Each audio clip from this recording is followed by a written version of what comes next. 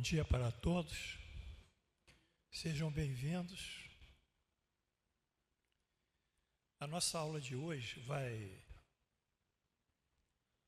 falar sobre evolução de alguns fatos ligados à ciência espírita. Como vocês sabem, o espiritismo tem três formas de saber ou de conhecimento.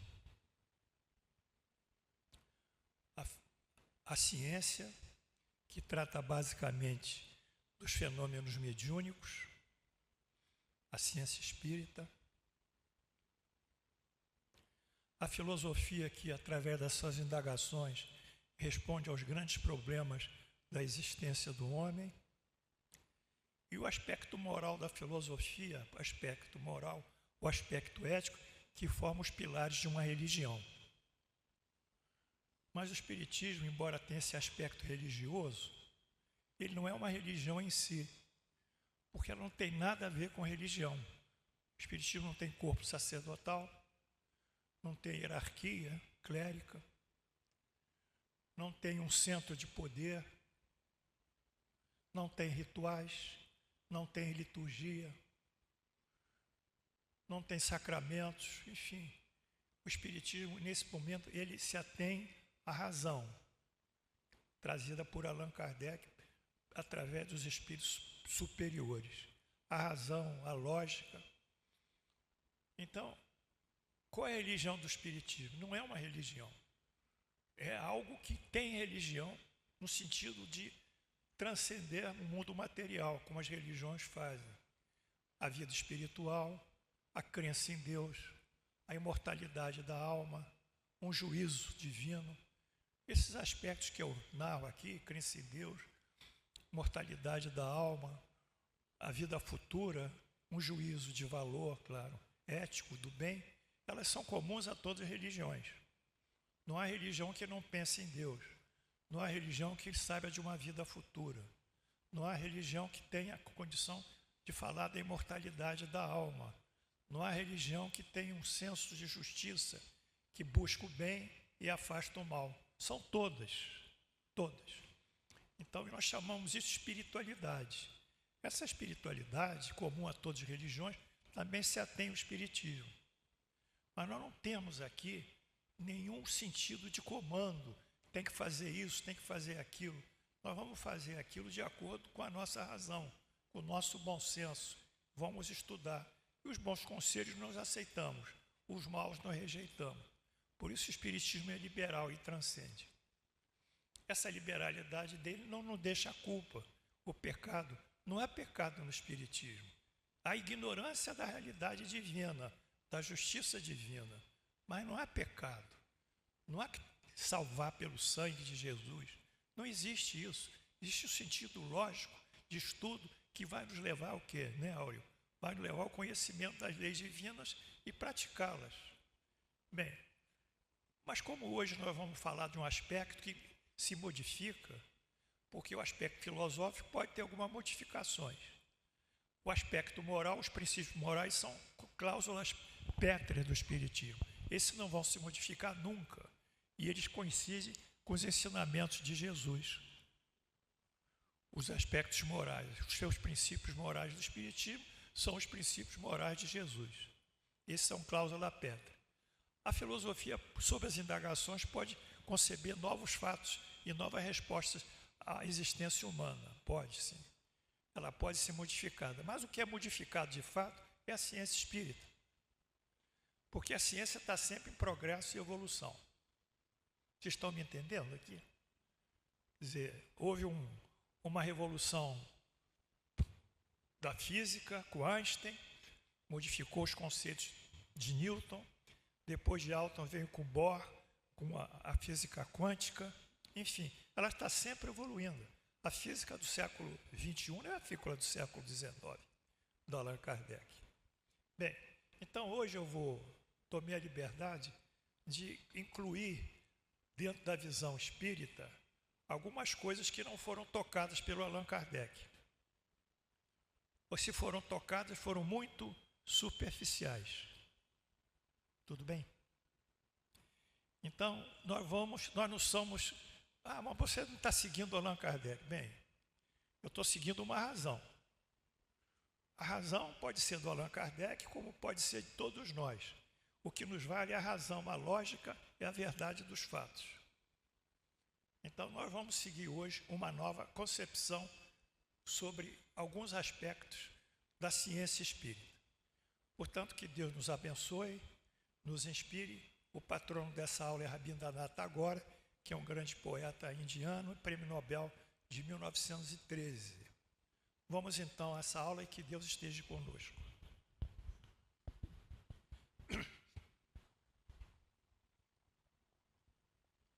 A aula é dedicada a Camilo Flammarion. Camilo Flammarion foi fundador da Sociedade de Astronomia da França e um grande contribuidor do Espiritismo. Tem muitas obras de Flammarion. Próximo. Ele fez o discurso, inclusive, à beira do túmulo do Allan Kardec. Esse agradecimento aqui, isso aí, Vitor, isso está meio torto, não dá para fazer direitinho, não? Essas imagens estão desfocadas, estão sem forma. O que houve aí? É isso, amor. Mais um pouquinho. Aperta mais. Aí, mais um pouquinho. Bom, agora sim. Obrigado, Vitor. Esse é o nosso patrono, o nosso querido Rabindranath Tagore, que é um poeta, etc., escritor, filósofo e prêmio de literatura em 1913. Próximo. Bem, ele nos deu um poemeto. O poemeto é um pequeno poema. Vamos ler, que isso é muito importante. Dá para melhorar essa letra aí, hein, Vitor? Vitor, dá para melhorar? Não dá não, né? Esse poema se chama Gitanjali. Lá onde o espírito não sente medo, onde está de fronte erguida. Lá onde o espírito não sente medo, onde está de fronte erguida. Onde o conhecimento é livre. Onde o mundo não tem paredes, não tem separação de parede, quer dizer, não tem discriminação. É livre e o mundo todo tratado de forma igualitária aos indivíduos. Onde as palavras nascem vê lá, para mim que eu não estou lendo. Onde as palavras nascem, isso, separação de parede. Onde as palavras nascem da profundeza da verdade. Onde o esforço infatigável estende os braços à perfeição.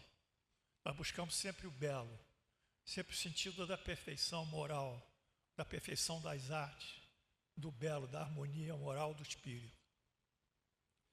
Onde as águas claras da razão não se perdem nos tristes desertos dos costumes.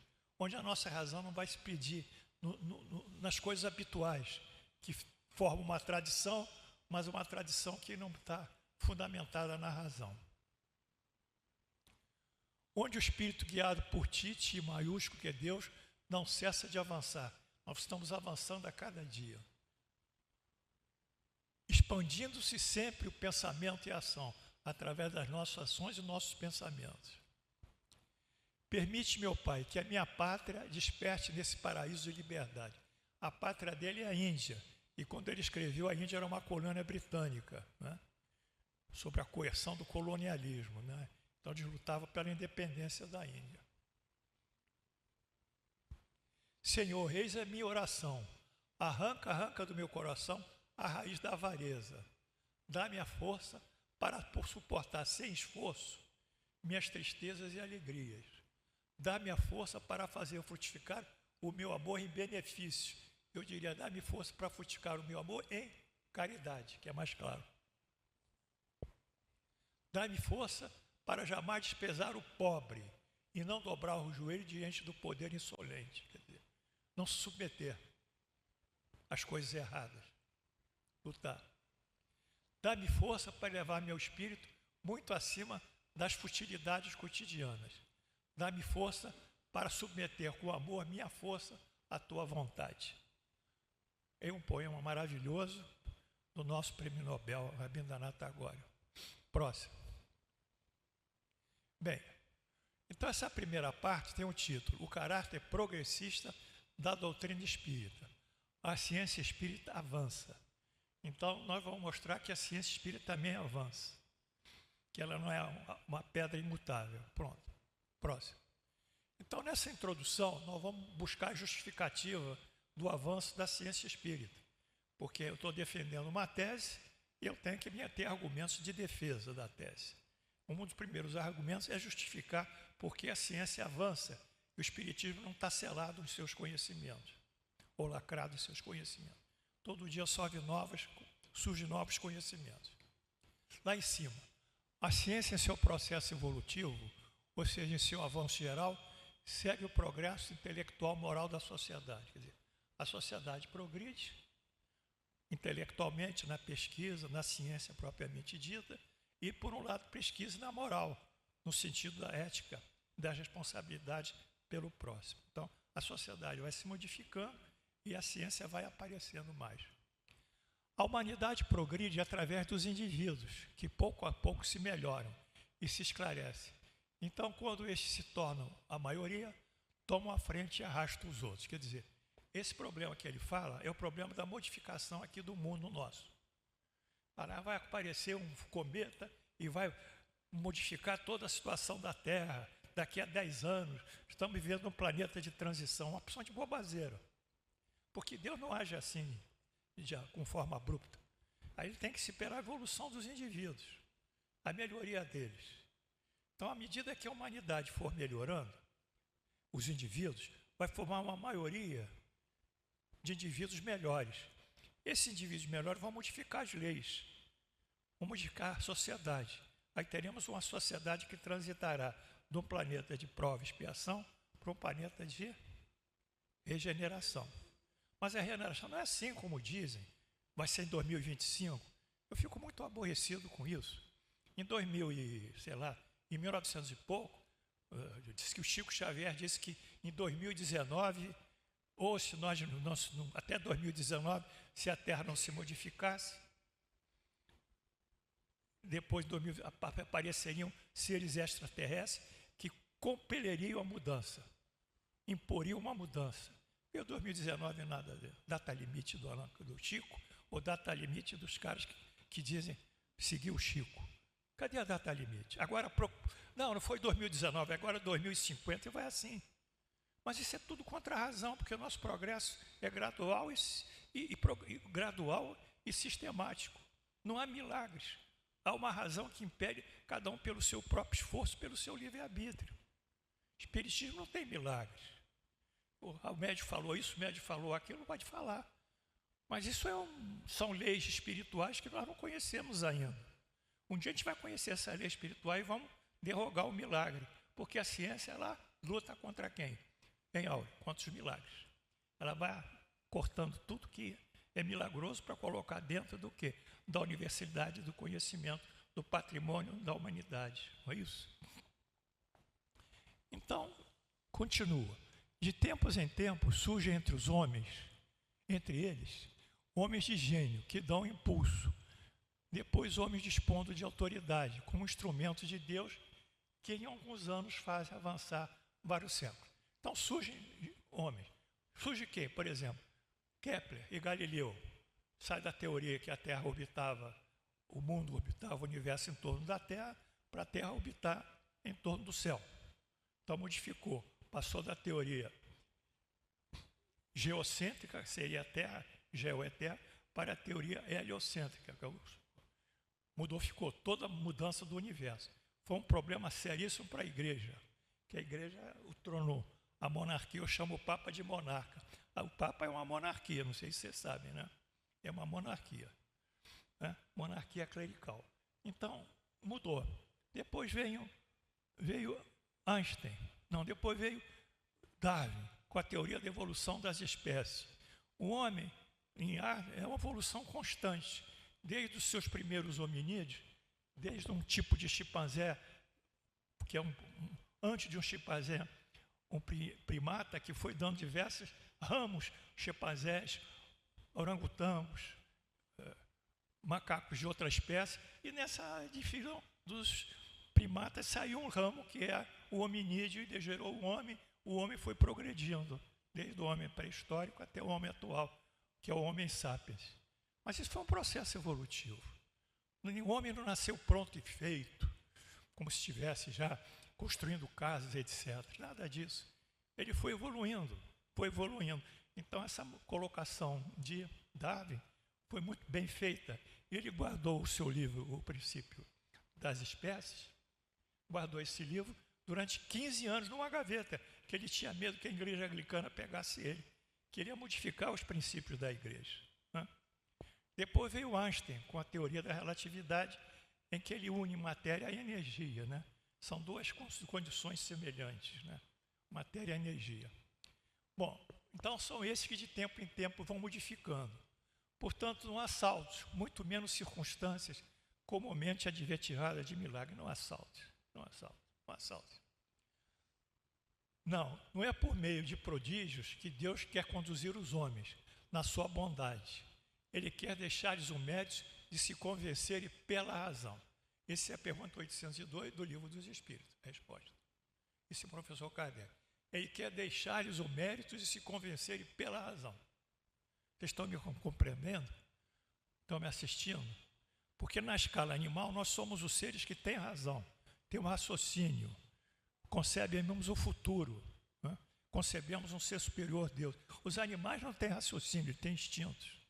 Eles não têm condição de conceber nada, nenhuma vida futura. Eles vivem no presente. Então, o dom que nos colocou a imagem e semelhança de Deus, como está no livro Gênesis, se eu não me engano, capítulo 5, versículo 20 e pouco, esse dom que nos criou a semelhança de Deus, e Deus criou homem à sua semelhança, homem e mulher os criou, é a razão, é a nossa inteligência.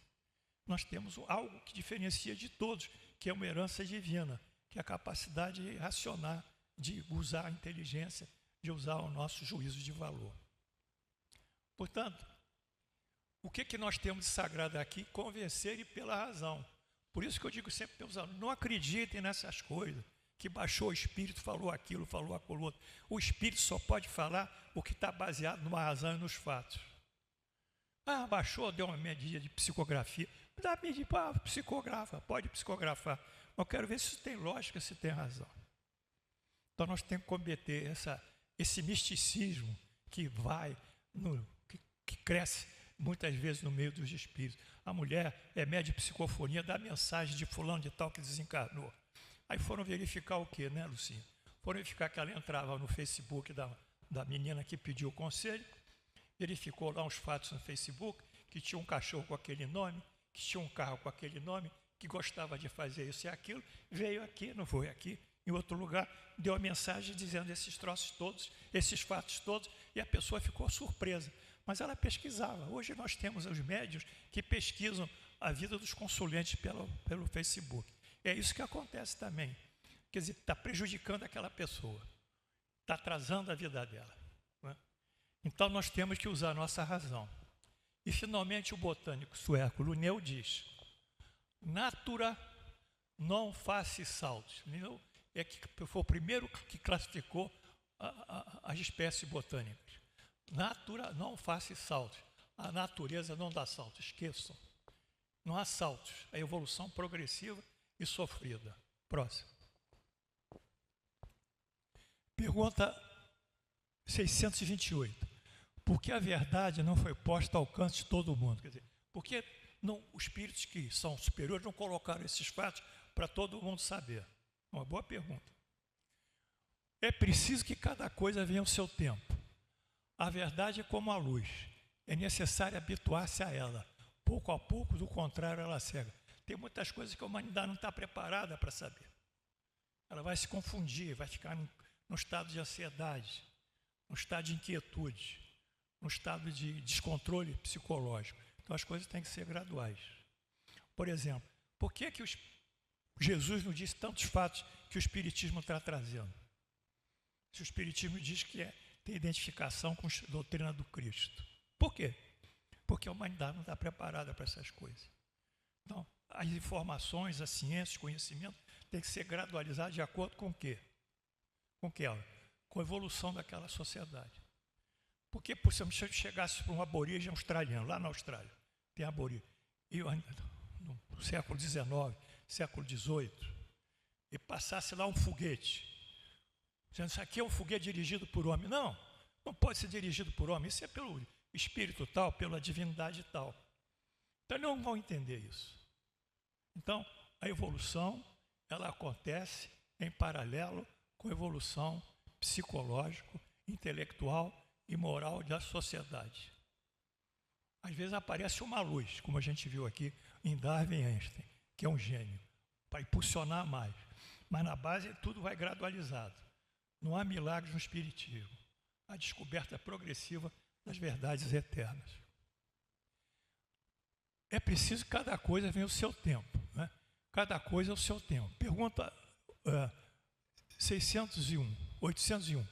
Por que os espíritos não ensinaram em todos os tempos o que ensinam hoje? Quer dizer, por que o que vocês estão ensinando hoje não ensinaram no passado? Não ensinais às crianças o que ensinais aos adultos. Ele faz uma analogia de evolução psicológica, intelectual, moral. São os adultos.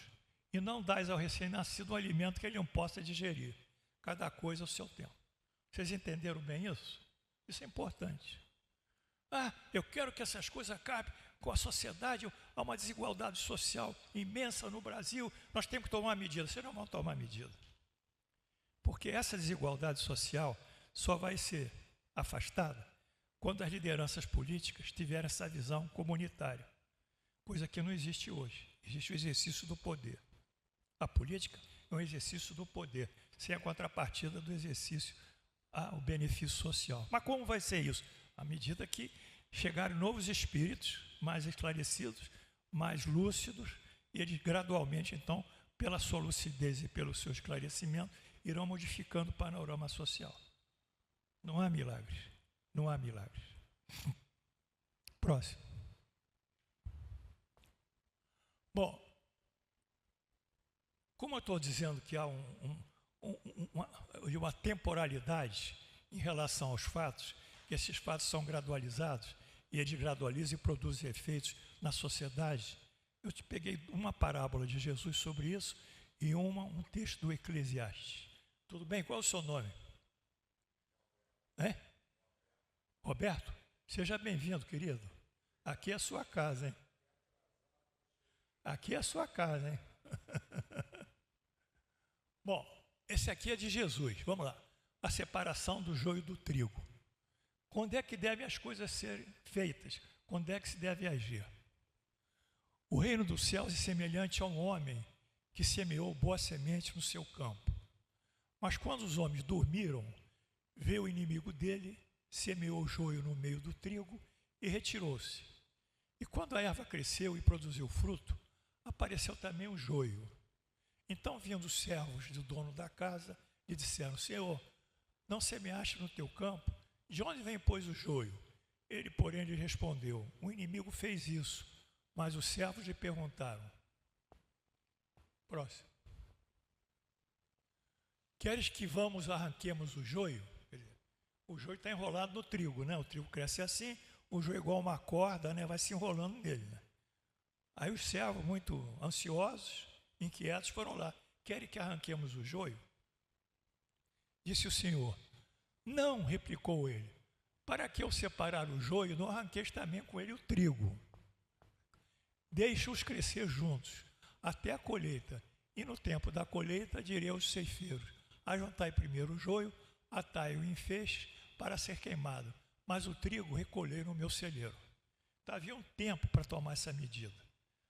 Não era precipitar, não era ser levado por uma intempestividade, arrancar o joio. Quando arrancasse um joio do trigo, o trigo morreria. Então ele mostra que certos fatos têm uma temporalização. A gente chama em inglês de um timing. Né? Tem um timing para que seja efetuado. Então, na nossa vida pessoal aqui, todos nós, também temos um timing para nossas ações, para decidir, para superar um problema. Tudo tem isso. Nós temos que usar a nossa razão e esperar o tempo certo, para tomar certa circunstância decidida. E aqui eu reproduzo também o Eclesiastes, que está dentro desse conceito. Tudo tem o seu tempo determinado. E há tempo para todo o propósito de baixo. Então, eu queria dizer, tudo tem o seu tempo determinado. Tudo tem o seu. Não adianta dizer que vai vir um disco voador e modificar o mundo. Impossível. Tudo tem o seu tempo determinado. Bom, e há tempo para todo o propósito debaixo do céu. Há tempo de nascer e há tempo de morrer. Tempo de plantar e próximo, Vitor. De arrancar o que se plantou. Tempo de matar e depois curar. Tempo de derribar e tempo de edificar. Tempo de chorar e tempo de rir. Tempo de prantear e tempo de saltar de alegria. Tempo de espalhar pedras e tempo de ajuntar pedras. Tempo de abraçar e tempo de afastar do abraço.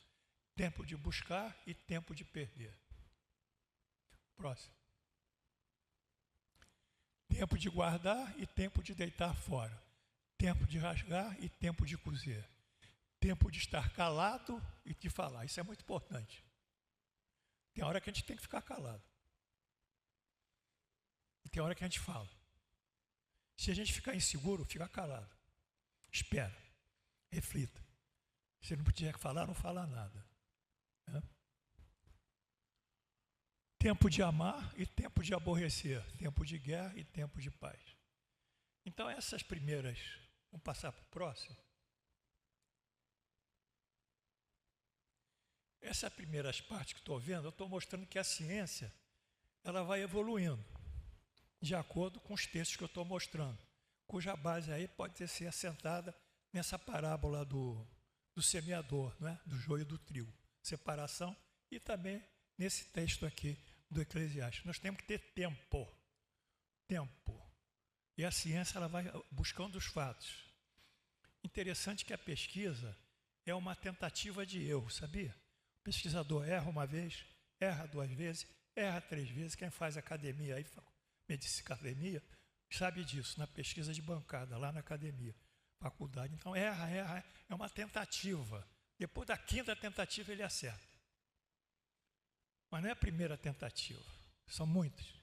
Tem que modificar o método de pesquisa, modificar as condições do objeto pesquisado. Então, nós temos que ter essa paciência, como o pesquisador tem. Bom, um outro caráter da revelação espírita é que, apoiando sobre os fatos, ela não pode deixar de ser, senão, essencialmente progressiva, como toda a ciência de observação e método de pesquisa de observação experimental. Toda a ciência apoia nos fatos. Toda a ciência apoia nos fatos. Se não se apoia no fato, apoia em hipótese, eu acho isso, aquela coisa aconteceu, eu vou contar uma história bonita para convencer vocês, mas não tem o respaldo da realidade aqui, ó, dos fatos, daquilo que é comum a mim, comum ao Auro, comum aos meus alunos, todos os outros, comum lá o Miguel, todo mundo. Então, não pode ser. Então, a base são os fatos. O Espiritismo também, Allan Kardec, se baseou nos fatos, através das pesquisas feitas com os médiuns. Isso está no livro Gênesis. O Espiritismo, marcando com o progresso, jamais será ultrapassado, porque se novas descobertas demonstrarem estar em erro sob certo ponto, ele se modificaria sobre esse ponto. Se nova verdade se revelar, ele aceitaria. Então, o Espiritismo ele aceita as modificações dos fatos, submete-se aos fatos e retifica aquilo que às vezes ele trouxe como incompletude, ou com às vezes até com erro. Tá certo, pessoal? Então nós estamos caminhando dentro dessa realidade, dentro dessa razão, dentro da progressividade das ideias de espíritos. Próximo. Bom, essa parte 2 é a doutrina espírita, os corpos energéticos. Está faltando um Szinho ali, os corpos energéticos do homem e suas energias vitais. Então eu vou trazer alguma coisa que não está na doutrina espírita. Está escutando, Lucinho? Ah, mas você é um herético. Lucinho, eu sou um herético. É heresia isso, trazer um assunto que não está dentro da doutrina. Mas a doutrina é liberal. ela aceita os questionamentos, ela aceita a evolução do pensamento. Eu me permito, de acordo com a proposta da doutrina espírita, que é prática uma doutrina liberal e aceita críticas e reformas, dentro desse princípio da doutrina, eu permito trazer coisas que a doutrina não trouxe. Não é que sejam novas, é que não estão inseridas na doutrina, mas fazem parte das outras filosofias. Muito bem. Então, vamos lá. Vocês já viram aqui que no Livro dos Espíritos, os corpos do homem. Na doutrina espírita, reconhecemos 3 corpos: o corpo físico, o perispírito e o espírito, tá? Tá certo? É isso que nós reconhecemos. Bom, o corpo físico é o nosso corpo, que tem a nossa forma, a morfologia, a fisiologia. O perispírito é uma nuvem de energia que envolve o nosso corpo, interpenetra cada célula, interpenetra cada molécula, e essa força de energia ajuda a modelar o nosso corpo físico. E ele também é um veículo transmissor das nossas ideias, dos nossos sentimentos do corpo físico para o espírito. É uma transição de energia que pega a vontade do espírito, passa para o corpo, os sentimentos do espírito e as coisas do espírito, passa para o corpo, as ações que o espírito propõe, o corpo executa, e quando o corpo sofre uma lesão qualquer, ele tem dor, essa dor é levada à área cortical, correspondente àquela região que foi afetada, e o espírito corresponde a isso, essa sensação. Então, ele é um veículo intermediador entre o corpo físico e o espírito, de forma de trazer sentimentos, vontade, inteligência, enfim, tudo que interliga a relação espírito-corpo. O perispírito também é formado da energia do mundo que ele está, é uma parte, e do mundo espiritual. Então a gente tem átomos do mundo material daqui da Terra, tem átomos da periferia da Terra, do mundo espiritual convergente à Terra, e também alterado pelo pensamento nosso, que também é energia. Portanto, nós concluímos, próximo, que o perispírito ele é formado pela energia espiritual do espírito, pela energia da matéria, aqui está errado, do mundo, né, do corpo físico, e pela energia do pensamento. Essa tríade energética corporal é que forma o que chamamos de perispírito, porque ele tem que se interligar com a matéria, então ele tem que ter uma vibração da matéria, ele tem que ter átomos da matéria, ele tem que se ligar com o mundo espiritual, ele tem que ter átomos do mundo espiritual. E ele é afetado pelo pensamento, que modula a sua forma muitas vezes. Próximo.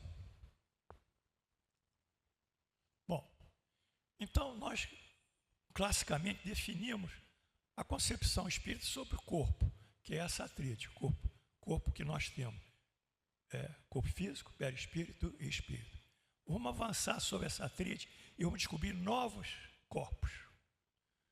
Vamos descobrir novos corpos. É o princípio vital da energia. Tá no tudo isso tem a citação, tá? Pergunta 61.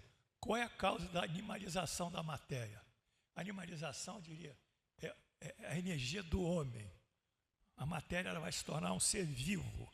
Eu chamaria vitalização. O melhor termo seria vitalização trazer vida à matéria. Mas Allan Kardec escreveu assim, a gente tem que respeitar. A sua união com o princípio vital. Então, para que nós sejamos vitalizados, a matéria, ela tem uma força, uma energia que deve chegar a ela. Porque sozinha ela não vai funcionar. Porque o fígado, o pâncreas, está tudo lá. Mas se não tiver esse princípio, nem o pâncreas, nem o fígado, nem o coração começam a se movimentar. Precisa de alguma energia que desencadeie as funções fisiológicas. Vocês estão me acompanhando? Fico preocupado. Então, está acompanhando, Miguel? Está acompanhando, Miguel? Se alguém tiver dúvida, levanta a mão que eu me ligo. Porque a minha função é ensinar. Se você não aprender, eu estou ferrado. Sou mau professor, então não dá. Pergunta 65. O princípio vital reside num dos corpos que conhecemos? Existe energia? Aí ele diz, ele tem sua origem no fluido universal. É o chamado fluido elétrico animalizado. Ele é o intermediário, o elo entre o espírito e a matéria. Eu interroguei aqui. O que, na criação divina, Deus está em si, é um ser absoluto, tá? É o ser em si mesmo, né? Absoluto, não tem nenhuma, não se relativiza a ninguém. Mas ele cria pelo pensamento dele algumas coisas. Ele cria uma energia primária que vai produzir secundariamente infinitos corpos, infinita matéria, infinitas criações. Quando ele cria essa energia, é chamado fluido cósmico universal, primeira criação. E essa energia é como se fosse uma árvore de 1000 galhos, né, no caso. Essa energia ela vai se desmembrando em diversas formas de subenergia. Aqui na Terra ela tem energias de eletromagnetismo, gravitação, enfim, tem outras energias que ela criou. Então, essa energia primária, ela cria uma energia secundária, que é o princípio vital. Está claro aí? Então, isso vem da criação divina modificada. O fluido universal, ele chamou, é o chamado fluido elétrico, tal e qual. É o princípio vital. Mas aqui ele diz que o espírito e a matéria. Matéria é tudo que existe, orgânico e inorgânico. Mas como nós não vamos estudar hoje a matéria mineral, a matéria inorgânica, nós vamos ficar só com a matéria orgânica e não vou tocar na matéria mineral. Uma aula eu posso tocar nisso, que são os minerais, ferro, chumbo, né? Pergunta 66. O princípio vital é o mesmo para todos os orgânicos? Quer dizer, essa energia que vem é a mesma para todos? Claro que é. Mas é modificado de acordo com a espécie. O princípio vital para o homem é nossa espécie Homo sapiens, não é? A espécie gênero Homo sapiens. Então, é para os homens. Mas se for para um inseto, se for para um mamífero qualquer, um elefante, uma coisa, cada energia ela se adapta o quê? À fisiologia e à morfologia do próprio ser vivo. E como o ser vivo tem diversas morfologias, por exemplo, os bois têm 2 ou 3 estômagos, né? Diferentes da gente. Enfim, os peixes são diferentes, então essa energia vital ela se adapta às características morfofisiológicas do ser vivo. Está claro, hein? O princípio vital é o mesmo para todos, não, modifica. É que ele dá movimento e atividade e o distingue da matéria inerte, pois o movimento da matéria não é a vida. Ele recebeu o movimento, não dá. Então, como eu disse, a matéria nossa, o nosso fígado, o nosso pâncreas, o nosso estômago, o nosso intestino grosso, o intestino delgado, o nosso pulmão, o nosso coração, o nosso baço, o nosso cérebro, a nossa tireoide, eles estão ali como criação. Criação gerada pela fecundação de um óvulo pelo espermatozoide. Aí formou a embriogênese e vai em frente. Mas eles em si mesmos não têm condições de se movimentar. Precisa chegar algo novo, uma espécie de impulso de vida. Esse impulso de vida é o princípio vital. Próximo. A vitalidade é um atributo permanente do agente vital, ou então essa vitalidade só se desenvolve pelo fundamento dos órgãos. Quer dizer, essa vitalidade ela é permanente? Não. Essa vitalidade tem que se interagir com a energia produzida pelo corpo, rápido, corpo humano. Corpo humano. O corpo humano produz energia? Produz. Vamos ver 2 formas de energia. Isso aqui é uma mitocôndria. Está aqui. É um elemento intracelular, dentro da célula. Ela gera energia. Ela interage com o princípio vital, que estou falando, e forma um ciclo. O princípio vital energiza a mitocôndria, e a mitocôndria retorna um feedback, energiza o princípio vital. É a chamada respiração celular. Isso aqui é a respiração celular. Produção de energia, ácido ADP em ATP. Adenosina, trisfosfato em energia. Vocês estão acompanhando? Não, próximo. Agora temos uma respiração que é nesse celular, a respiração pulmonar. A respiração pulmonar, ela traz o oxigênio, que é um elemento químico, O2, e esse oxigênio oxida e vem pela respiração, vem aqui, vem pela respiração, vem aqui. O CO2 sai, o oxigênio entra, liga a hemoglobina e faz o sangue arterial. Aqui é o sangue venoso, bu, aqui é o sangue arterial, bu, aqui vem o oxigênio, e que o venoso perde CO2 e transforma-se então pelo oxigênio em oxigênio e hemoglobina. Então a respiração pulmonar, o oxigênio é elemento químico, produtor de energia, trocas gasosas, oxigênio, energia, e CO2 de eliminação. Então nós temos duas formas de produção de energia. Tem uma terceira que eu não coloquei, que é a nutrição. Produção de calorias através dos elementos que a gente ingere. Mas essa na próxima aula, qualquer coisa eu vou corrigir. Próximo. Aí continua lá o espírito. Não temos dito que esse agente, sem a matéria, eu botei aqui respiração celular, mas respiração pulmonar não é vida, é necessário a união das duas coisas para produzir a vida. Isso é extraordinário. Pessoal, vocês estão me acompanhando? O princípio vital faz parte do metabolismo nosso, do nosso metabolismo, quer dizer, a transformação de elementos da nossa bioquímica, de elementos como oxigênio, como hidrogênio, seja o que for. O princípio vital faz parte do nosso metabolismo, porque ele vai interagir com a nossa respiração celular, a nossa respiração pulmonar. Isso não está claro lá no livro da Allan Kardec. Vocês vão ler isso, vocês não vão entender. Eu não entendia também, passei muito tempo entendendo, até que eu descobri, porque tem alguns amigos aqui que me ajudam, que são os espíritos, eu descobri. Ao mesmo tempo que o agente vital dá impulsão aos órgãos, a ação dos órgãos entretém e desenvolve a atividade do agente vital, quase como um atrito que desenvolve o calor.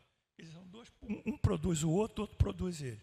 A energia vem do um, o outro devolve essa energia, integra. É um metabolismo que eu chamaria do princípio vital. Impressionante. Próximo. Bom, princípio vital, tipo de energia. Aí repete. A atividade do princípio vital é mantida durante a vida pela ação do conjunto de órgãos, como o calor é mantido pelo movimento de órgãos. Então, princípio vital, energia celular, está aqui, mais respiração, absorção de oxigênio. Quando o indivíduo morre, você sabe por que o indivíduo morre? Quem pode me ajudar? Quando é que se dá a morte? Quando a gente fala falência múltipla de órgãos, não é isso que a gente fala? É? Mas não precisa ser múltipla não, pode um rim falecer, o cara fazer uma insuficiência renal aguda e tchau. Né? Pode o coração infartar e o músculo cardíaco já não se contrai mais, não joga injeta sangue. Então, o indivíduo morre quando o organismo paralisa. O indivíduo morre quando o organismo paralisa. Mas o princípio vital está lá, ainda, vivo. O que acontece? Quando o indivíduo morre, o organismo paralisa, acaba esse metabolismo de interação, respiração celular, respiração pulmonar, com o princípio vital, e os princípios vital, como a energia que veio lá de cima, do elemento inteligente universal, volta para a sua origem. Não sei se vocês estão me entendendo bem. Por isso que ele diz aqui, ó, quando cessa pela morte, o princípio vital se extingue como o calor. E aqui a extinção é uma nuvem que sobe e volta à sua origem. Então nós estamos entendendo que a inter-relação entre o princípio vital e o organismo e fisiologia nossa, metabólica, enfim, é essencial para a vida. Próximo. Bom, a relação com o perispírito. Allan Kardec falou alguma coisa sobre o princípio vital do perispírito? Vamos descobrir se isso existe. Isso está no livro A Gênese.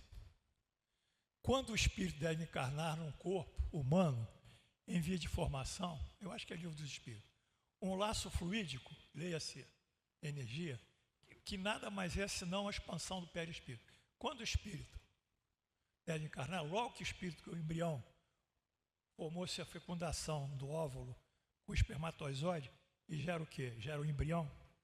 Às vezes ainda é um óvulo que tem que se multiplicar impressionantemente as suas células para formar um ser mais vivo. Ali o perispírito se aproxima e laço fluido, que ele fala, o laço fluido para mim é uma condução de energia, tá? É energia como se jogasse uma bola de tênis, né? Ele lança para cá, mas essa bola na verdade é um feixe de energia. Feixe de energia. O liga é o germe. No caso, Allan Kardec falava germe, mas no nosso caso nós falamos embrião. Não é germe, é embrião, o termo certo é embrião. Em cuja direção ele se sente atraído por uma força irresistível, desde o momento da concepção. À medida que o embrião se desenvolve, firma-se o laço sob a influência do princípio vital material do embrião. Quer dizer, tem a célula ou a divisão da célula a mitose. À medida que ele vai produzindo sua mitose, incrível, então essa energia celular atrai mais ainda o laço, o perispírito. O perispírito, que por certas propriedades da matéria, se une molécula por molécula ao corpo que forma. Olha só. Eu diria átomo por átomo. O átomo forma as moléculas. Interessante esse fenômeno da fecundação. Próximo. Ah lá, tem as moléculas, molécula por molécula. Aí eu fiz uma coisa didática aqui. Embrião está inteiramente desenvolvido. Quer dizer, ele vai formar um ser que já tem órgãos já constituídos, tá? Coração, pulmão, sistema nervoso. O sistema nervoso é um dos primeiros a ser formado, o coração. Aí gera o feto. O feto já é uma miniatura do ser humano com todos os seus órgãos. A união é completada quando ele nasce, que é o recém-nascido. Então nós passamos embrião, feto e recém-nascido. E aí, no início está sempre o perispírito ali. Próximo. Ação do... Olha lá. Está vendo ali? Já é um feto se formando, tá? Está vendo ele em útero? Olha o cordão umbilical ali, ó. Aquele cordão ali em cima é o cordão umbilical. Ele está no umbigo do feto, por ali vem o sistema, vem a nutrição da mãe e também a expulsão, né? A metabolização das substâncias que são tóxicas para ele. A ação do princípio vital que interpenetra o embrião possibilita a união do perispírito com o corpo físico. Próximo. Bom, vocês estão entendendo, né? Nós temos o princípio. Pois não.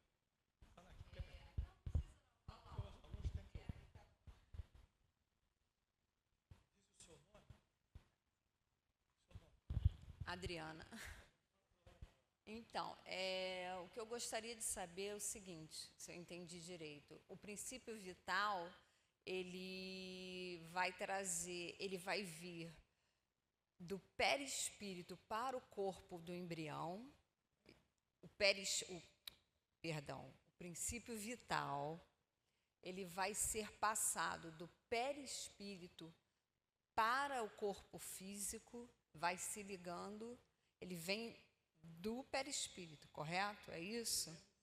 Não, sim, ele é formado pelo fluido cósmico universal, que é passado, ele intermedia, eu sei, o perispírito. Sim, mas o fluido vital que une o corpo físico na hora da concepção ao perispírito, que vão se alimentando, que o perispírito vai se ligando, como o senhor disse, célula a célula, tudo isso, esse princípio vital ele é passado do perispírito para o corpo, ou o corpo, na sua concepção, corpo físico, no caso, o embrião, ele já possui esse princípio vital nele.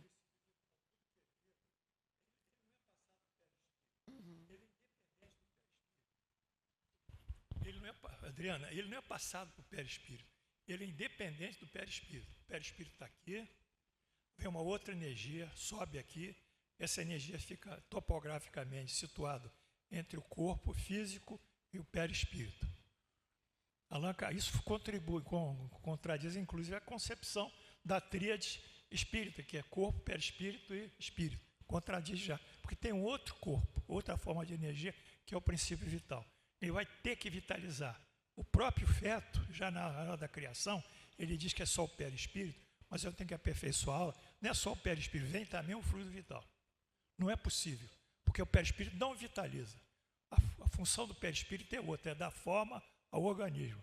E a função dele é plástica e também intermediar os impulsos do físico para o espiritual. Uma espécie de modem, né, de modulação energética, em 2 sentidos. Tem que vir aqui, Miguel. Porque o pessoal quer saber. Vem cá, chega aqui. Vem cá, cara, vem.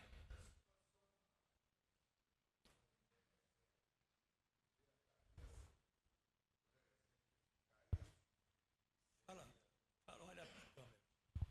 É só uma ideia que me veio à cabeça. Miguel? É Miguel? Roberto. Troquei. Tudo bem, não tem problema. Não, é só uma ideia que me veio à cabeça para exemplificar essa questão. Por exemplo, quando a gente fala em transplante de órgãos.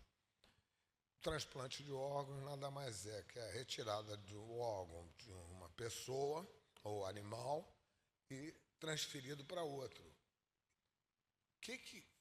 Mas quando é feito esse transplante, o que acontece? A vitalidade do doador sobe e vai precisar que esse órgão seja transportado rapidamente para chegar em condições da vitalidade do receptor poder se ligar. Ou seja, não foi a vitalidade do doador que foi para o receptor. Vai ter que ter a vitalidade do receptor separada. Se não tiver, não rola. Então, os dois estão mortos. Fica aqui comigo, Roberto. Quando se faz o transplante, o doador já morreu. Sim. Como ele morre, o princípio vital dele sobe, que a gente viu aqui agora, aquela nuvem, aquela fumaça. Então, aquele órgão ele está sem vitalidade. Ele está só numa forma mecânica estática, inercial, não funciona. Então, pega aquele órgão, coloca no receptor, o fluido vital do receptor interpenetra nele, faz as tarefas de defesa da rejeição, que é uma rejeição baseada na imunidade, que é um corpo estranho, uma proteína estranha, que está entrando no corpo do receptor. Essa proteína estranha vai gerar uma rejeição, uma alergia, uma incompatibilização. Então tem que fazer inibir isso, um remédio. Então, a partir desse momento que ele entra dentro do receptor, ele começa a se ajustar, compatibilizar ao fluido vital do receptor. Aí o transplante é de sucesso. Perfeito. Mais alguma coisa? Não, obrigado. Tá bom, então qualquer coisa você volta. Bom, a sustentação da vitalidade das células, quer dizer, nós estamos trabalhando o princípio vital, que é o princípio que vitaliza os órgãos, né? Agora vamos falar das células, que estão dentro dos órgãos. Isso está no livro Emmanuel, em Chico Xavier. Quer dizer, Allan Kardec não falou, mas a gente foi pesquisar nas obras do Chico, em André Luiz e em Emmanuel. Então, em Emmanuel, está escrito o seguinte: há uma força inerente aos corpos organizados que mantém coesa essa célula. Como disse, essa força que agrega os órgãos, que vitaliza os órgãos. Essa força que denominamos princípio vital, está lá, essência fundamental que regula a existência das células vivas. O texto do Emmanuel é um escreve muito complicado, sabe? É muito complicado, é muito adjetivo, pouco substantivo. Mas a gente vai dissecando isso, né? E no qual elas se banham constantemente, que recebe a energia vital. O princípio vital é o agente entre o corpo espiritual, olha aqui, respondendo a Adriana, aqui, o corpo espiritual, perispírito e o corpo físico, tá? Está respondido. Essa força ativa e regenerada é simplesmente o agente criador e plasmador do perispírito sobre o corpo físico. Não é exatamente isso, aqui está errado. O perispírito que vai modelar o corpo físico. Próximo. Aí tem o feto que eu falei, está integralmente formado já. Está com todos os órgãos, tá? Daqui a pouco ele vai nascer. Tá, é viável, quer dizer, é um feto viável. Né? Próximo. Bom, outra questão é a influência do pensamento sobre o fluido vital, tá? Porque o pensamento é uma energia. Essa energia não é material. O ser humano não tem condições, os cientistas, de captar essa energia, porque os aparelhos dele só captam ações, efeitos energéticos materiais. O espiritual é outra matéria. Por enquanto não há condição de captar isso. Bom, isso está em Valdo Vieira, Evolução em Dois Mundos. É o livro mais difícil que tem dele. É mais complicado de todo esse livro. Todos os seres vivos, dos mais rudimentares ao mais complexos, se revestem de um halo magnético. Ele está usando o princípio vital, o halo magnético, como sinônimo de princípio vital. No homem, semelhante projeção surge profundamente enriquecida e modificada pela ação do pensamento contínuo. Quer dizer, o pensamento vai atuar sobre o princípio vital. Porque tem que atuar. Tem que atuar. Por que ele falou pensamento contínuo? Não, é o pensamento. Ajusta-se assim a energia das células. Esse halo vital é o chamado duplo etérico e o corpo vital.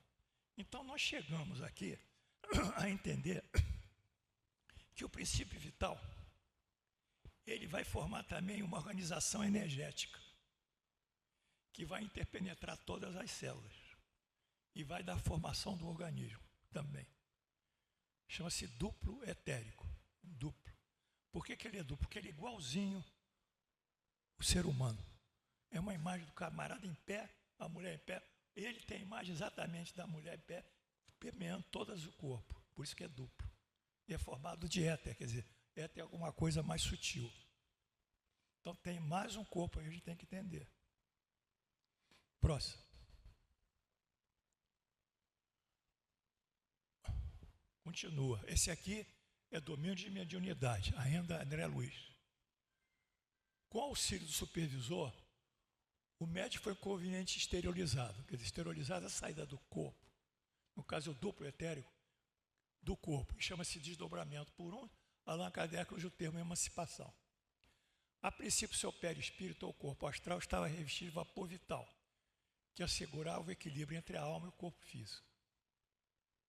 As emanações do vapor, interpenetradas pelo pensamento, uma ação neurológica e psicológica, formam um conjunto duplo etérico.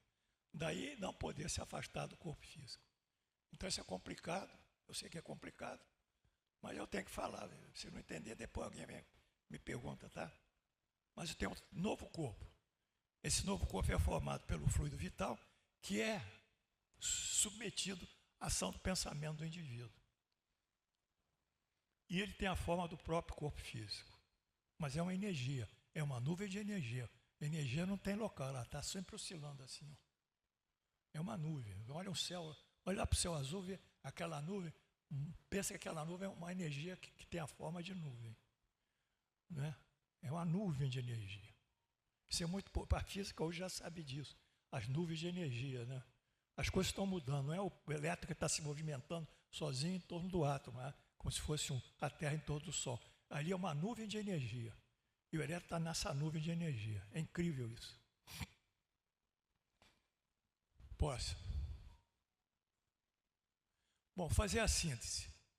Duplo etérico. É o veículo que reserva a energia vital.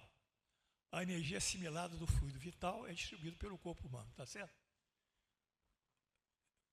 Fluido vital. É interessante que também quando a gente, Roberto, agora acertei, quando a gente nasce, a gente recebe uma espécie de carga de fluido vital. Alguns indivíduos têm mais fluido vital, outros menos. Então aquilo ali é igual um tanque de gasolina. Esse tanque tem um tempo para ser consumido. Quando esgota essa gasolina, o cara morre. Está claro? Vocês estão entendendo isso? Tem um livro chamado, vocês estão gostando, né? Eu estou falando que eu gosto. tem um livro chamado Memória de um Suicida, da Ivone Pereira, que eu adoro também a Ivone Pereira, e ela mostra que um jovem que suicida, jogou debaixo do trem, o corpo dele está com tanto fluido vital, o tanque de gasolina está tão cheio ainda, que quando ele morre, aquela energia se adere ao cadáver dele. E ele vive muito tempo tendo a imagem que ele não pode sair, está aprisionado à própria sensação da morte e à própria sensação do fluido vital, que, de uma certa forma, engessou ele. Então, tem aquele fluido vital que tem que sair para ele poder se desprender. Bom, isso é Ivone Pereira. Né? Ele reduz sua frequência vibratória para enviar fluidos mais sutis para o perispírito. Aqui, programa o tempo de vida, que eu estava falando. Sua quantidade está em relação com o tempo de vida da encarnação. E fixa o perispírito ao corpo físico. Então, cada um, agora é o seguinte, como o fluido vital, ele também, não só o tanque de gasolina, mas ele tem um cano aqui, esse cano aqui que também joga lá fluido vital na gasolina, é o quê? A respiração celular, a respiração pulmonar, substâncias nutrientes, que também vão produzindo energia. Então, muitas vezes esse fluido vital, ele enfraquece, mas ainda o indivíduo está produzindo energia, né? Quer dizer, não é uma coisa certinha, né? Outra coisa sobre a morte com o fluido vital, o Espiritismo lá no André Luiz, ele fala de completistas. Vocês lembram disso? Completista, alguém lembra aqui? Completistas são os caras que tiveram uma dilatação da vida. Dilatou, ele tinha que morrer em 1º de maio, mas ele não vai morrer porque houve uma circunstância qualquer aqui na Terra que é necessária a presença dele ainda. O Divaldo é um exemplo disso, completista. Vai sendo alongado, agora não dá mais, né? Também. Então, esse fluido vital, então, que teria que esgotar naquele dia X, ele pode ser perfundido por um outro espírito, como uma forma se fosse uma transfusão de sangue, pode ser transfundido pelo outro espírito, transfundido pelo espírito, ou a respiração do indivíduo também produzir energia. Então, isso que nós temos que entender. Próximo. Bom, nós vamos entrar na parte 3, que agora nós entendemos só 3 corpos, né? 4 corpos.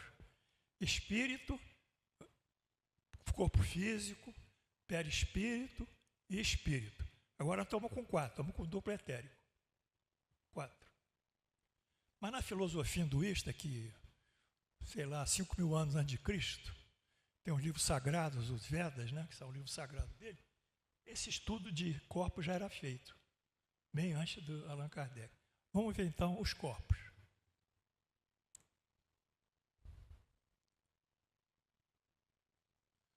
Beber uma aguinha, tá?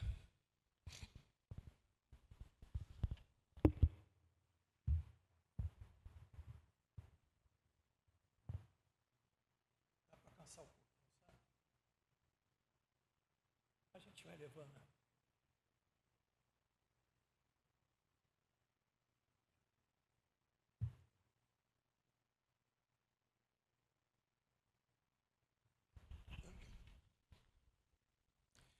Introdução. Os 7 campos energéticos representam cada um dos níveis energéticos da existência humana. Então, são 7 campos energéticos. Não existe corpo.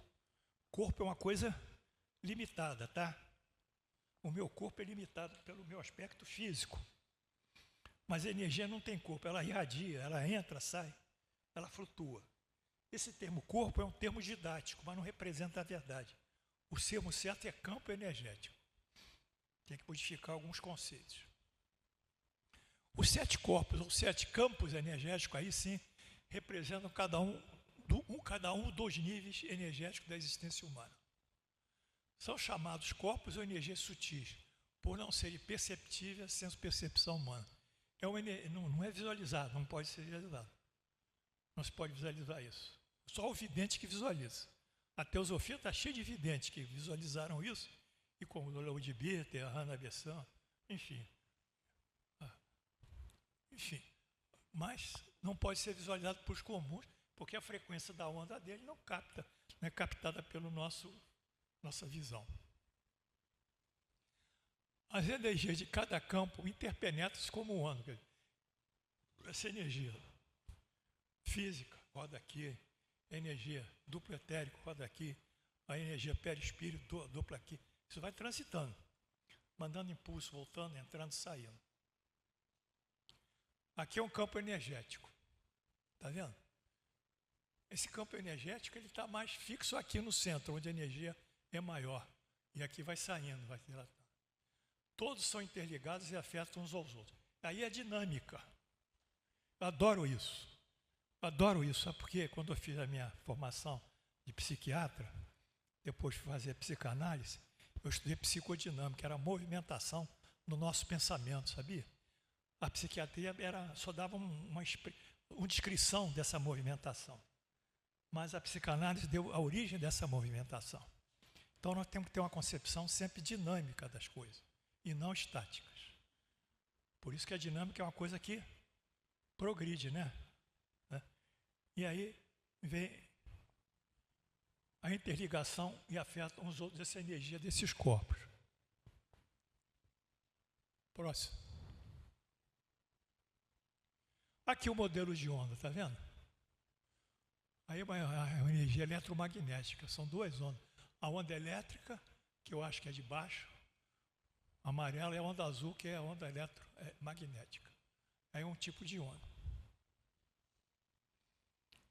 Próximo.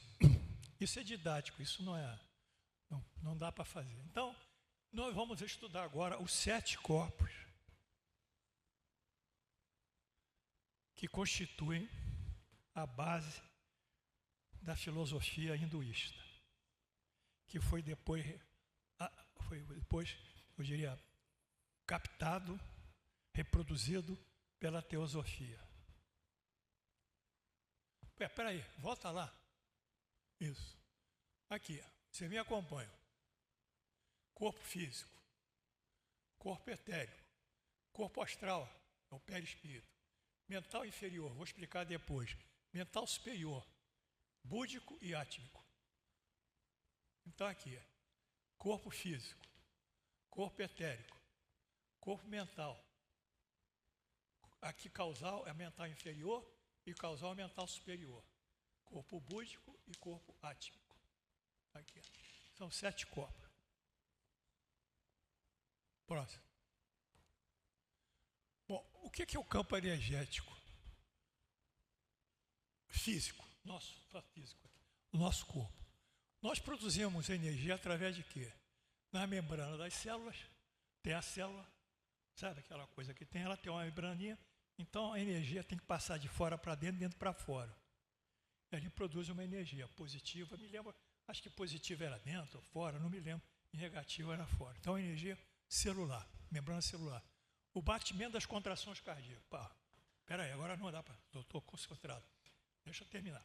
O batimento das condições cardíacas. Pum, pum, pum. Essa forma mecânica também produz energia. As contrações musculares também produzem energia. A troca de energia entre os neurônios aqui no cérebro, célula nervosa e outros. Então aqui um esquema didático mostrando a eletricidade que o homem produz. Então a primeira forma de energia é o nosso corpo. Pronto.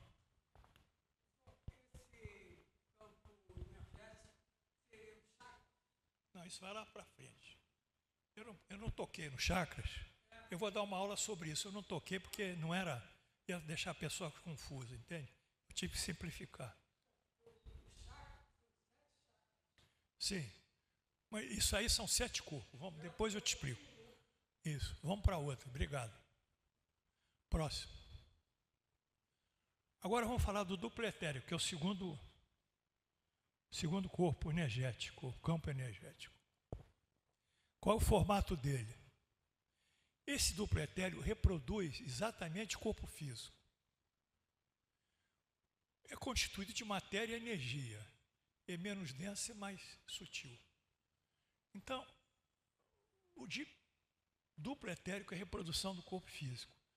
ele é matéria e energia, porque hora ele está com energia fixa, hora está com matéria. Porque ele pode se consolidar e é uma coisa instável, essa relação matéria-energia. A dimensão, ele estende a cerca de 1 centímetro além da epiderme daqui. Ele fica assim, a mais ou menos 1 centímetro da gente. Às vezes ele lança umas fagulhas. Que fagulhas é esse que ele lança? Na cabeça.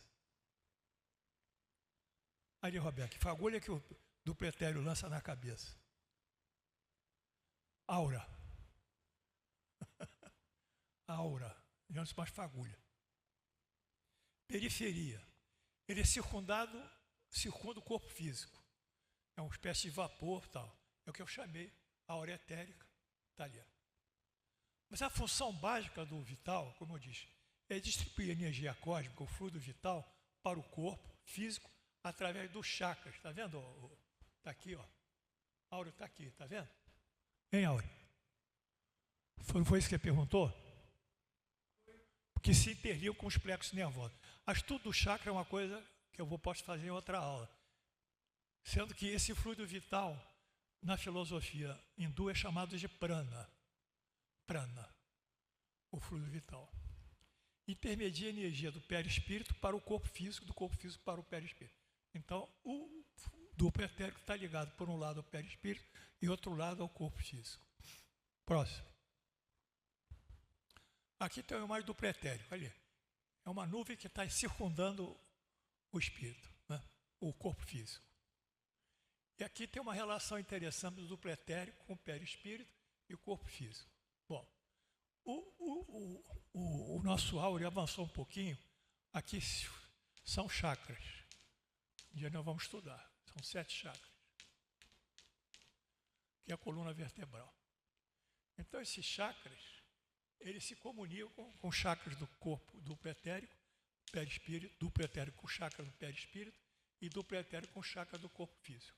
Tá certo? O perispírito também tem chakra. Então, essa é a relação. Próximo. Agora eu vou falar do perispírito. Na filosofia Vedanta, eles chamam isso de corpo astral.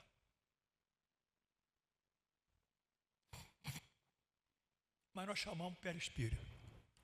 A luminosidade do nosso perispírito. A luz marca o corpo astral. Daí o seu nome, astro ou estrela.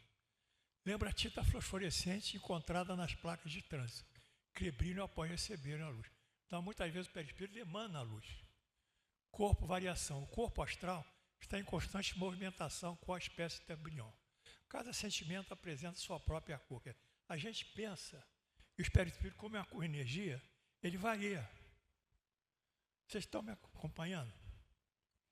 Vamos pegar um pouquinho o André Luiz. Já ouviu falar em umbral?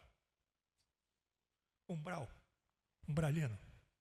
É o seguinte, tem espíritos que têm um pensamento tão materializado, fora uns que morreram, não acredito que morreram, mas eles estão tão materializados que o perispírito dele, ó, vai ficando como um chumbo, vai ficando pesado.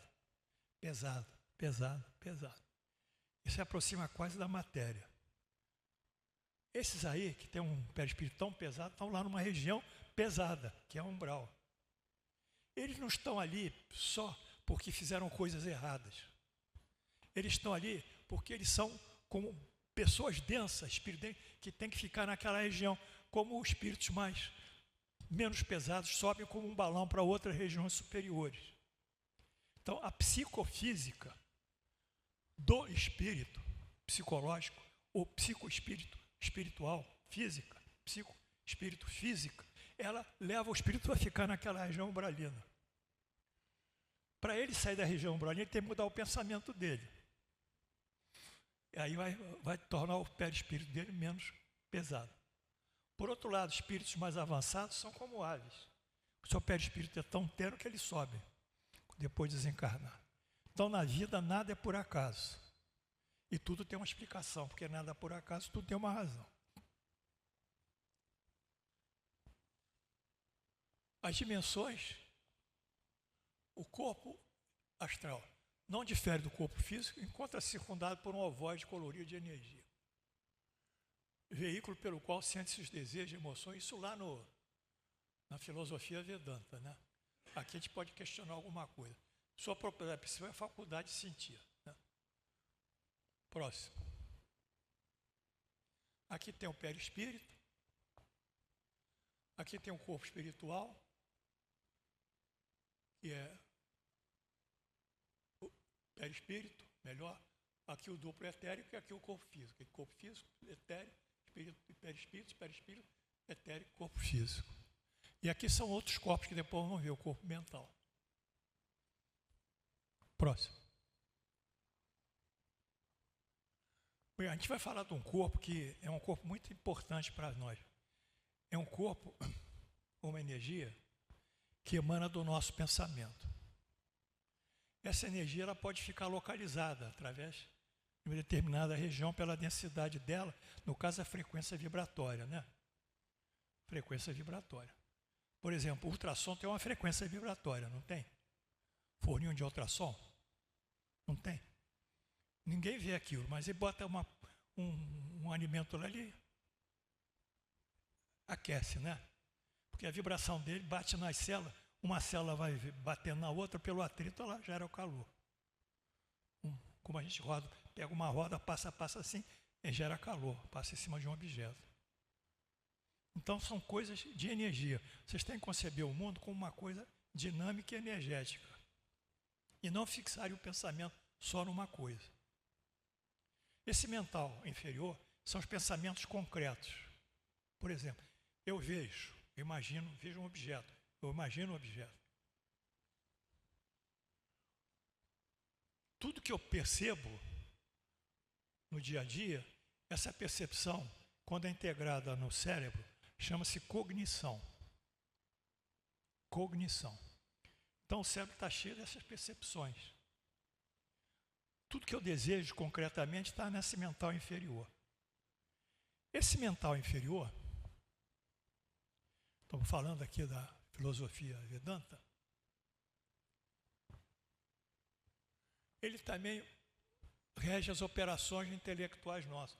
Ele rege o nosso pensamento, o nosso raciocínio, o nosso poder de análise, o nosso poder de síntese, o nosso juízo de valor, se é o bem ou o mal. Ele vai regendo a atividade intelectual. A atividade intelectual, sem objetivo maior, não é nada. Mas se ele rege essa atividade intelectual para materializar a atividade intelectual em fatos, ele se torna concreto. Ele reproduz o quê? Eventos concretos, eventos objetivos. Essa forma de pensamento. E esses eventos objetivos, como essa cadeira aqui, essas coisas, ele reproduz. Mas ele não, em si mesmo não tem grande importância, porque a importância dele é a atividade intelectual dele como pensamento. Como eu disse, é a continuação mental da senso-percepção. Preste atenção. Intermedia a razão e a emoção. Isso eu não entendi bem. Memorização da senso-percepção, sim. Porque quando eu imagino, quando eu penso, às vezes eu ativo uma região da memória, né? Aí puxo lá naquele arquivo aquele fato, né? Que está na região da memória. Mas o mais importante é que nós saibamos que o pensamento concreto, objetivável, decorrente da senso-percepção em parte, forma o que nós chamamos mental inferior. Próximo. Aqui está uma imagem. Como ele é muito pesado, ele gira, ele forma esse ovoide aqui. Ó. Condensação de energia, pensamento mental inferior, que distribui sua energia sob a forma de um ovoide. Porque ali tem. Próximo. E o mental superior? Esse é a beleza. O mental superior é dos artistas, dos grandes filósofos, dos grandes, eu diria, benfeitores da humanidade, os homens que respiram alguma coisa fora do mundo objetal. Então, é um pensamento abstrato. É também chamado corpo da alma. O sinônimo dele, é o corpo mais sofisticado. Como é que ele se desenvolve? São os pensamentos abstratos, às vezes pega símbolos, interpreta o símbolo, pega metáforas, interpreta a metáfora. Nele está a intuição, é o pensamento intuitivo, alcança a razão sem raciocínio, é a razão direta. A intuição é o seguinte: você está aqui, você está com um problema de física, não resolveu? Às vezes você está sentado, ou está no banheiro se lavando, aquilo vem com estalo, né? Eureka, eureka. É a intuição. Porque o seu pensamento abstrato foi ativado por um conhecimento imediato, pela sua sensibilidade. A intuição é a sensibilidade sua que vai determinar ela, e por isso que é imediato. Porque o conhecimento normal é pelo ver, pelo raciocínio, pela lógica. Aí eu tenho que pensar, tenho que ver, tenho que compreender. Então esse é o raciocínio, essa verdade, esse conhecimento é mediado pelo pensamento racional. Mas o conhecimento imediato vem pela sensibilidade e intuição. Isso é lindo. É lindo. Nós temos que trabalhar muito essa intuição. Ela resolve muitas coisas. Por isso que a gente tem, quanto mais puros moralmente nós somos, mais nós temos acesso a esses conhecimentos e à prática deles.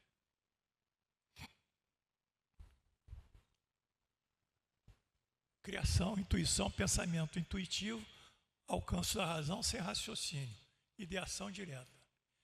Criação, raciocínio criativo, avanço científico e filosófico, juízo de alta moral, onde prevalece a prática da caridade e do bem, alta e elevada espiritualidade, desenvolve o princípio da razão e o sentido da vida do homem, poderoso arquivo das memórias da vida passada. Além disso, seria ter um arquivo das memórias, vida pregressa. Os livros de André Luiz também, o sujeito estava lá no hospital, qualquer lugar, aí hipnotizaram o cara e foram vendo as vidas passadas dele, entendeu? O espírito. Que estava arquivado no mental superior dele. Arquivo das vidas passadas. Próximo. Bom, como é uma coisa abstrata, não tem forma, nem plano de abstrato, não tem forma. É alguma coisa sem forma. Isso é o mais bonito. Por isso que os espíritos superiores, eles podem aparecer para a gente como um feixe de luz, como uma borboleta. Sabia disso? Hein, Luciano? É? Como? Então, eles falam o perispírito de acordo com a vontade dele. Eu quero ser uma borboleta, eu apareço como uma borboleta. Eu quero aparecer como um feixe de uma estrela, eu apareço. Eles vão modulando pelo pensamento o seu perispírito. Por exemplo, aqui no Frei Luís, durante muitos anos, nós tínhamos sessão de materialização. Hoje não tem mais médio para isso. Aí eu tinha que ir, porque eu era ligado ao Dr. Rocha Lima, tinha que colaborar com ele. Na sessão de materialização apareciam espíritos. E uma vez apareceu o espírito de Frei Luís, com um traje franciscano. Ele era franciscano? Era? Frei Luís não era franciscano? Quem não sabe? Apareceu um franciscano, aquela sandáliazinha dele, entendeu? Então a gente entendeu o seguinte: ele, para se identificar conosco, ele tinha que aparecer com a forma dele da última encarnação, que era um padre franciscano, um frei. Se o Frei Luís vai lá num centro espírita lá da Itália e aparece como franciscano, ninguém vai entender ele. Mas se ele aparece como um centurião romano, vão entender. Então a materialização dos espíritos, ela serve, a forma que se adapta, serve para a forma de identificação dos espíritos. O perispírito é flexível, é plasmático, de acordo com o pensamento que eles produzem. Isso dependendo também da evolução do espírito, que nem sempre eles podem fazer isso, se foram menos evoluídos espiritualmente. Próximo. Bem, nós estamos chegando ao final. Vamos a um campo energético chamado búdico. O búdico é o corpo do amor. Já está subindo. Dedo físico lá embaixo, já estamos elevados. É o corpo dos influxos do amor, das emanações do amor. E ali, enquanto o corpo búdico é do amor, o corpo astral é da paixão, perispírito. Funções. Realiza as mais altas formas de sentimentos. Devoção, adoração, entendimento da vontade de Deus e de suas leis, criação artística, as mais perfeitas. Intuição poderosa, mais avançada, a encontrada no mental superior. A intuição leva ao conhecimento global das coisas, sem precisar do uso do raciocínio. Sente-se as coisas em vez de compreender. Eu gostaria muito que você desenvolvesse a intuição. As mulheres, por razões orgânicas, própria estrutura física delas, fisiológica, etc., elas são mais sensíveis à intuição. Mas a mulher está casada com o marido vai tomar uma decisão, ela diz, não toma isso não vai dar errado. Aí ele contraria a esposa, vai lá e está errado. Então elas são mais sensíveis e mais afetivas. E do ponto de vista da criação são mais perfeitas. O homem muitas vezes é um bruxo, um cara sujo. A mulher sempre limpa. Aí ele, desde a época de Adão lá de atrás, tudo é patriarcal. Abraão é o pai dos patriarcas, né? Judeus. Então houve sempre essa cultura de reprimir a mulher. E a mulher tem que sair disso, tem que sair dessa repressão cultural. Ela luta por isso. Mas há um traço que a mídia também ativa essa repressão. É aquela mulher que aparece seminua, vai numa festa aparecendo busto, quer seduzir os homens pelo corpo. Isso é um atraso. Você seduz o homem pela inteligência, pela razão, pelo bom sentimento. Então, a cultura ocidental é triste nisso, né? É um consumo de um corpo, seja uma marca, do ponto de vista mercadológico, né? Nesse caso. A expressão do amor impessoal, amor que não tem objetivo nenhum a não ser amar, e substanciada pela eterna caridade e o simples desejo da felicidade do próximo. Eu sempre penso isso. Quando eu tenho um compromisso com alguém, eu digo, eu não posso fazer isso, não posso faltar essa obrigação, esse dever, porque eu vou desagradar o cara. Eu não posso desagradar ninguém. Se eu tenho que pagar, eu tenho que pagar. Porque o sujeito vai ficar contrariado, eu não quero contrariar, eu quero ajudar as pessoas. Então o dever nos impele, frente às leis de justiça divina, a tratarmos os outros como queríamos que nos tratassem. Está claro isso aí? Aí, lá, cadê Luciano? Está claro? Por isso que em Lucas é dito, trate os outros aquilo como querias que vos tratem. Está em Lucas. Mas em Mateus está amá-los o próximo como a ti mesmo. Não é assim. Eu já falei diversas. Você não pode amar o teu inimigo. É uma utopia. Não é uma utopia o mau inimigo. O sujeito está ameaçando a tua família de uma maneira. Você não pode. Mas você pode ter, nessa fórmula, amar o próximo como a ti mesmo, nós temos uma igualdade nela, que é não tratar os outros como queremos que nos tratassem. Então, em vez de amar, nós tratamos eles com dignidade. Aí ficamos na nossa. Não dá ainda no planeta Terra essa expressão de Jesus. É substituída por tratar. Então é isso aqui. Além disso, o búdico dá sabedoria, faz a conexão com a natureza divina e permite, quando mediunizado, com a correção alterada, experiência de êxtase, de desdobramento para outros mundos. Último corpo. Último campo, Vitor. Aí o campo energético búdico, não tem forma. O último é o átmico. Essa é a origem de tudo. O átmico é a origem de tudo. Sinonímia, Deus interno. Alguns poderão dizer Cristo interno. Tá? Você ouviu falar em Cristo interno aí? Eu ouvi falar. É o Cristo interno, ótimo. A essência divina de cada ser. Diz lá o Salmo 101. Sois todos deuses, eis que sou filhos do Altíssimo. Lembra desse salmo? Sois todos deuses, eis que sois filhos do Altíssimo. Nós temos a divindade em nós temos Cristo interno em nós.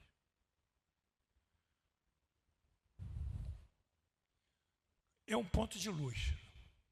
É uma centelha divina a função. Abriga a consciência divina do Espírito. Produz uma interface com Deus, com a consciência universal, como a fonte de toda a criação. É um foco de luz. É um foco de luz. Quer dizer, a expressão mais, eu diria, mais esclarecida da espiritualidade mais elevada é a luz. Começa a criação com um fiat lux. Tudo cresceu com um fiat lux. E Deus fez o mundo, fez o mundo. Próximo. Agora nós vamos terminar. Espero que vocês gostaram. Eu gostei também.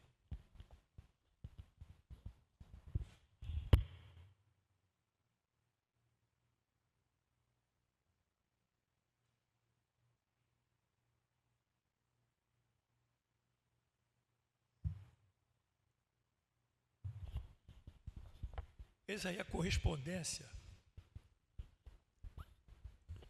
entre o quê? A filosofia hinduísta e o nosso espiritismo. Vamos lá? Agora eu vou fechar isso. Como é que fica? Hinduísmo e doutrina espírita. Primeiro corpo, o primeiro campo, físico no hinduísmo, corpo no espiritismo. Campo etérico é o duplo. Campo astral, que é perispírito. Campo mental interior vai formar o perispírito. São os 4 campos. Campo mental superior, campo búdico, campo átmico, o espírito. Enquanto no espiritismo nós temos corpo, perispírito e espírito, no hinduísmo nós temos etérico, astral, mental, que corresponde ao perispírito, mental superior, búdico, que já corresponde ao espírito. Acho que terminou, não terminou não, Vitor? Obrigado. Bem, nós estamos terminando. Espero que vocês tenham aprendido comigo aqui. Alguém quer fazer alguma pergunta aí? Roberto?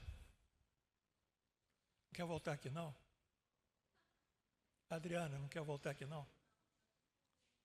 Lucinha? Ali as meninas ali atrás não querem perguntar nada não? Pergunta, hein? Obrigado. Tem que vir aqui, vem aqui. Vem aqui. Vem aqui. Pega o microfone, olha para a tela que está sendo filmado e faz a pergunta. Olhando para lá. A pergunta, Patrícia Calazans, é mais sobre toda essa conversa, algo me faltou, assim, que é um assunto que realmente, num sonho, é como se eu tivesse ido para um outro lugar e eu fui no cordão de prata e voltei no cordão de prata. E como não houve o assunto sobre o cordão de prata, eu gostaria que o senhor falasse um pouquinho sobre ele.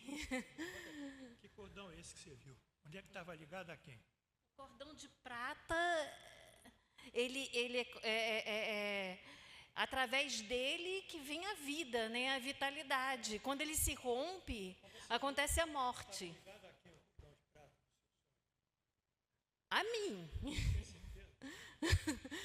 Entre eu e o divino, e o alto, não sei explicar muito bem. Eu gostaria que o senhor falasse sobre o cordão de prata. O que ele é, o que ele traz para a gente. Não, traz a vida em si. A vida em si é amar a Deus acima de todas as coisas. É isso que a gente vai levar depois. Aqui a gente está temporário. Estamos num processo temporário, precário. A nossa vida é precária. Tem que aproveitar o máximo para quando chegar lá, receber os efeitos que nós fizemos aqui. O cordão de prata são o seguinte, o Áureo falou dos plexos nervosos, você lembra? Não, dos chakras. 1, 2, 3, 4 chakras. Esse X de energia do duplo etérico, ele é conectado nos chakras. Há uma conexão. Há uma conexão maior que parece que é o cordão no chakra umbilical. Quando você estuda André Luiz, você vê que quando o indivíduo desencarnou, está desencarnando, eles vão cortando ali os cordões de prata. Já leu isso lá no André Luiz? Eles vão cortando, 1, 2. Então, o cordão de prata é um fluxo de vitalidade que vem, é o fluido cósmico, é o fluido vital que entra nesse cordão e liga ele, o perispírito e o corpo. E aí vitaliza, é do perispírito para o corpo. E os pontos de contato desse cordão são os nossos chakras que se interligam depois com os plexos. Então você tem um plexo cardíaco, que é uma aranha. Plexo é uma aranha de nervo, uma bola de nervo. Então eles se ligam aqui no plexo cardíaco e vitalizam o coração. O plexo esplênico vitaliza o baço. O plexo umbilical, a parte gástrica. O chakra básico, que é o plexo genital, o aparelho genital nosso. E vai andando. E o chefão é o coronário, que parece uma coroazinha, que é o mais importante de todos.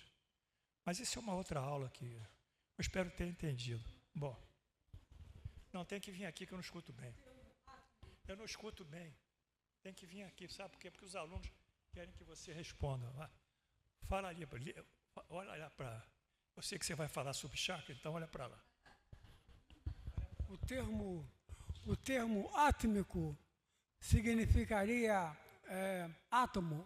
O que tem átomo? O que tem átomo? É átmico ou átomo? O que você quer saber? Queria saber o que significa. Significaria, por exemplo, átomo? Não, tem nada a ver com átomo. Não? Vem de Atma. Atma é alma, é sânscrito. Atma é alma. É onde está, para o Espiritismo, como nós vimos aqui, esses corpos todos, mental superior, búdico e átmico, estão dentro do espírito. Nós vimos aqui hoje. Então, o espírito é isso. Allan Kardec também diz na pergunta, acho que é 98, 100, por aí, quase lá em 100. O que é um espírito? Sabe o que o espírito responde? Um feixe de luz. É um feixe de luz. Ele irradia. Bem, acho que está bom. Eu vou terminar, eu vou rezar. E fechar, ele já cortou o vídeo. Vamos lá. Essa apostila está no nosso curso. Vocês estão no zap do nosso curso? Quem está aí? Roberto, você está no zap nosso? Depois, quem não tiver, dá o telefone aqui para a Lucinha, porque essa apostila, ela está em PDF no zap. Aí vocês baixam a apostila, tá? O senhor aí, qual é o seu nome? Hein? Como é? Altamiro? Hein? Altamiro, você tem isso aqui? Tem o zap? Você tem o seu zap? Tá bom. Ali atrás, o senhor aí. Tem zap? Você é de blusa branca? Tem. Lá, menina, lá, atrás da coluna. Tem um zap? Tem que dar para ela para ter a apostila. Tá bom, pessoal. Aqui já tem, né? Vocês aqui já tem. Então,